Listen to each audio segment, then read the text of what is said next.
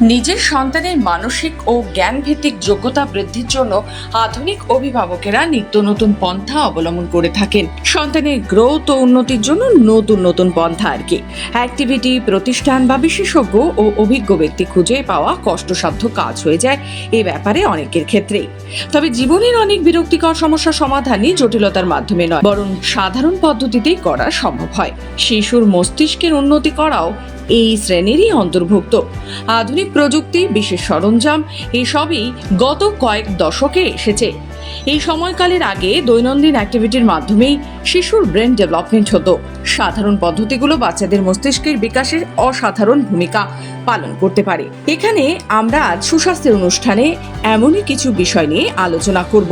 চোখ, নাক, মুখ, দাঁত, জিহ্বা, হাত, অঙ্গের দিকে তাকিয়ে স্বপরিচয়ের মাধ্যমে নানান বিষয় শিখে থাকে আপনার বাড়ির ছোট্ট শিশুটি। ওই ছোট্ট বয়সে এই সবই তাদের কাছে একটি ধাঁধা। আয়নায় দেখে নিজেকে খুঁজে পাওয়ার মাধ্যমে এই ধাঁধার উত্তর পাবে তারা। এই অ্যাক্টিভিটির কারণেই পরবর্তীকালে তারা সামাজিক ও আবেগপ্রবণ যোগাযোগ গড়ে তুলতে পারবে। হাসি খুশি মুখবায়বের জন্য সন্তানকে আয়না দেখে হাসতে উৎসাহিত করুন। যে কোনো বাচ্চাই বাবল উড়াতে ভালোবাসে। সাবান জলে ফু দিয়ে বাবল উড়িয়ে বাচ্চারা পরম আনন্দ পায়। এর ফলে তাদের মধ্যে কৌতূহল, মেজাজ, এমনকি অনেক ক্ষেত্রে অনেক মানসিকতা ধীরে ধীরে প্রবেশ করে। এটি তাদের সৃজনশীল, শিল্পী সুলভ গাণিতিক দক্ষতা উন্নতিতে সহায়ক। বাড়িতেই বাচ্চাদের জল ও ডিটারজেন্ট পাউডার গুলে দিয়ে সাহায্য করুন অভিভাবকেরা। এর ফলে তারা আরও বেশি শেখার তাগিদ অনুভব করবে। এটি তৈরির পদ্ধতি দেখলে তাদের মনে প্রশ্ন জাগতে পারে যে ডিটারজেন্টে ফেনা কেন হয়, এই বাবল কিসের, এরা বাতাসে কিভাবে উড়ে বেড়ায়, ইত্যাদি নানান রকম প্রশ্ন। কিছু কিছু অভিভাবক আবার এতে রং মিশিয়ে বাচ্চাদের আরো আনন্দিত করার চেষ্টা করে। কোনো কিছু আঁকা বা হিজিবিজি লেখা মস্তিষ্কের সুস্থ উন্নয়নের অপর একটি পন্থা। ক্রেয়ন বা পেন্সিল দিয়ে বাচ্চা যখন কিছু হিজিবিজি আঁকে তখন তাদের লেখালেখির ধরনের সূচনা হয় না, বরং ছোট ছোট মাসল স্কিল এবং হাত ও চোখের সমন্বয় গড়ে ওঠে। পেন্টিং এর ফলে তাদের চোখের রং চিনতে ও বুঝতে প্রস্তুত হয়।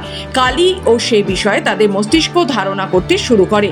আবার হিজিবিজি আঁকা বা লেখার ফলে তারা বুঝতে পারবে যে দ্রুত লিখলে বা আঁকার সরঞ্জাম কোথাও ঘষলে বা নাড়াচাড়া করলে কি হয় এবং পরিষ্কার পরিচ্ছন্ন ভালোভাবে তা কিভাবে লেখা যায়। অভিভাবকেরা যদি নিজের কচিকাচাদের জন্য জীবাণুমুক্ত কাদা মাটির ব্যবস্থা করে দিতে পারেন তাহলে এটি তাদের সামনে জ্ঞান লাভের দ্বার উন্মুক্ত করবে। নিরাপদ প্রাকৃতিক জগৎই শিক্ষা লাভের একমাত্র উল্লেখযোগ্য মাধ্যম। কাদামাটি বাচ্চাদের মনে কৌতূহলের সঞ্চার করে। এই কাদামাটি ঘষে নানান আকার বানিয়ে নিত্য নতুন কিছু শিখতে থাকে তারা। আবারও এক সৃজনশীলতা তৈরি হয় তাদের মধ্যে। তারপর খোঁড়াখুড়িও করতে থাকে। এই সময় তাদের হাতে একটি ম্যাগনিফাইং লেন্স ধরিয়ে দিন।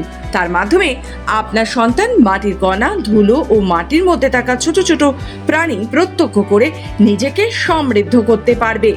অতএব সন্তানের মানসিক ও শারীরিক বিকাশের জন্য খুব বেশি দূরে যেতে হবে না অভিভাবকদের।